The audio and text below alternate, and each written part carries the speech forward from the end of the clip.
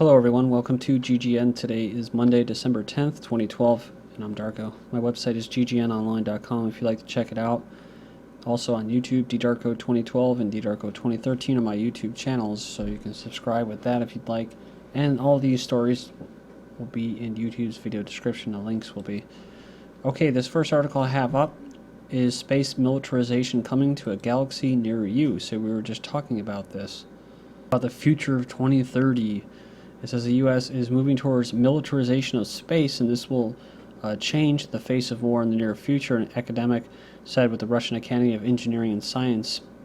He says by recent developments, the idea of formidable space weapons prowling the last frontier is no longer limited to the realm of science fiction, so just like the last article. In a security document released in October, the Department of Defense said that its space-related activities are designed to maintain and enhance the national security advantages afforded by the use of outer space. It says America's push to militarize space may include the use of both nuclear and conventional weapons, which could have dangerous and dramatic implications for future warfare.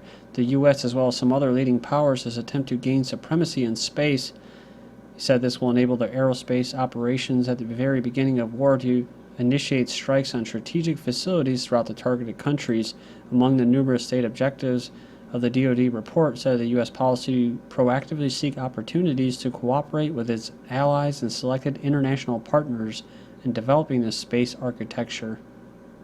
It says in a vote on a resolution titled Prevention of an Arms Race in Outer Space, 169 member states, including the Russian Federation, voted in favor of the draft resolution stating the exploration and use of space shall be for peaceful purposes carried out for the benefit and the interest of all countries. It says only the U.S. and Israel have abstained from voting on the document, rendering it effectively toothless. The U.S. and EU are working out a draft code of conduct in outer space. He said the document may regulate space activity in the interest of the United States and its allies and may discriminate against other states, including Russia, which Russia and China are unlikely to sign this document, which means military confrontation in outer space will intensify. One of the things I just wanted to point out was we're talking about these satellites. It says Americans were frightened by the Chinese tests of anti-satellite weapons and said maybe negotiations. Of course, in North Korea, they don't like them firing off weapons. Of course, I think it was Japan tried firing off their own satellite, and they didn't like that as well. U.S. to launch military space drone on Tuesday. So this is from today, the 10th of December. U.S. is planning a new launch of its tiny pilotless military space plane on Tuesday as the futuristic Air Force program has fueled speculation. This is the last card in the fifth world of Hopi prophecy.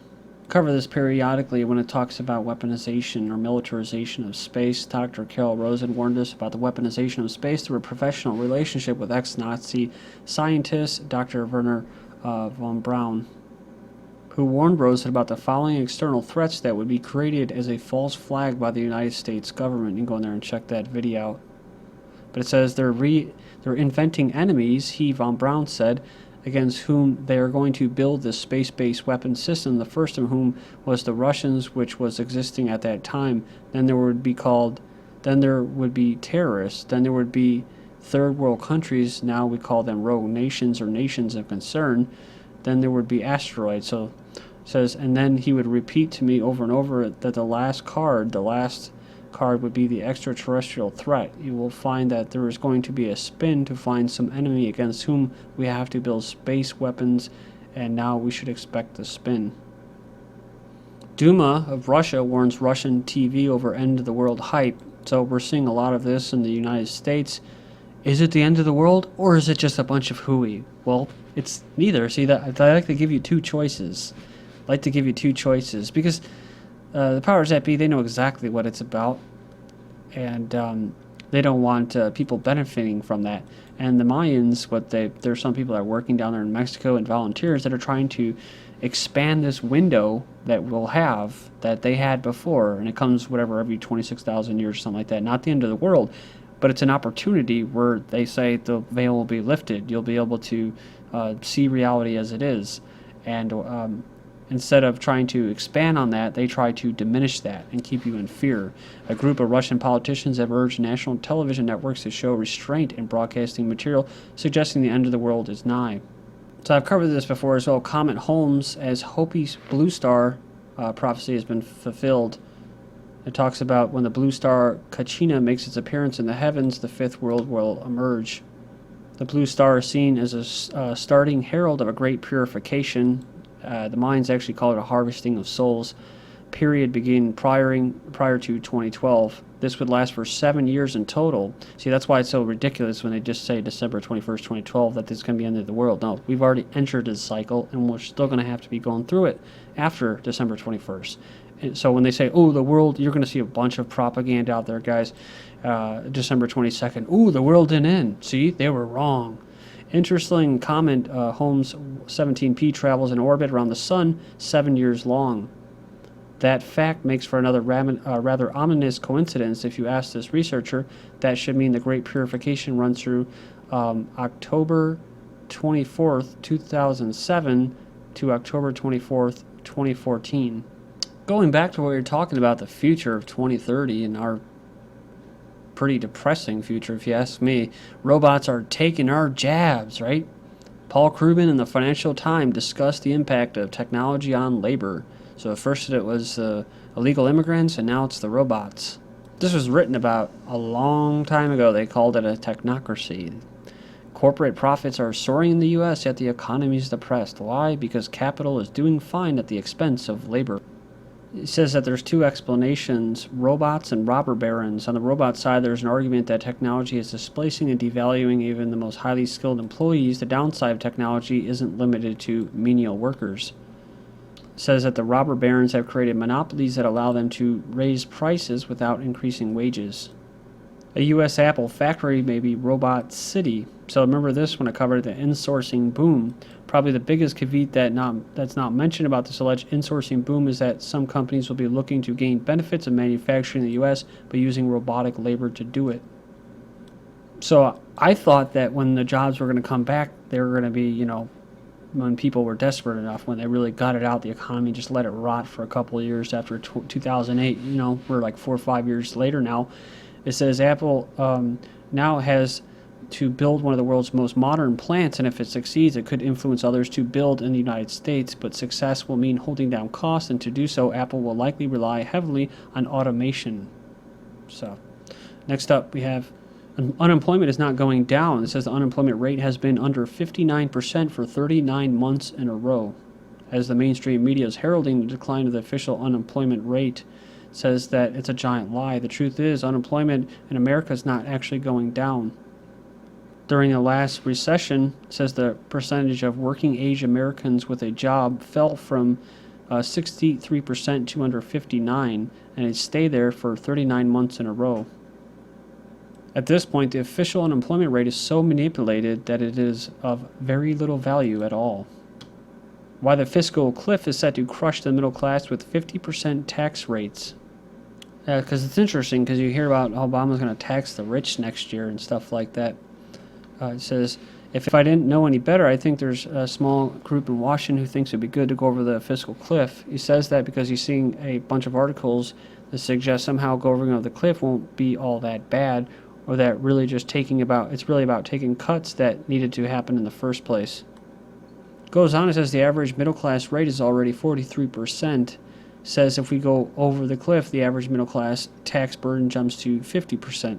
Chances are many middle class earners living in states like California, Oregon, New York, New Jersey, Hawaii, for instance, will actually have substantially higher tax burdens that, practically speaking, are well in excess of 50%. Next up, Foodstamps soar by most in 16 months. Over 1 million Americans enter poverty in the last 2 months. So it says here, participating households, this was back in October 2008, below, 14 million, and now you have, 22 million up here in 2012. Food banks help Britons satisfy hunger. It says the number of food banks or soup kitchens opening up in Britain has grown at an alarming rate due to the economic crisis. Keep calling it an economic crisis like you already know what it is. Claiming more victims living below the poverty line, so they're victims of economic warfare. So this comes as the number of people who cannot afford to eat has doubled in the last year. And this is after the government's harsh benefit cuts, low wages, rising energy, and costs for transport add weight to the uneasiness of lives of the not-so-fortunate people in Britain. 108 Morris, 108 just did a video recently about his, I think he lives out there, and just saying you could see people that just look sickly, they look bad, they don't look healthy, and they're starting to steal more and beg for change.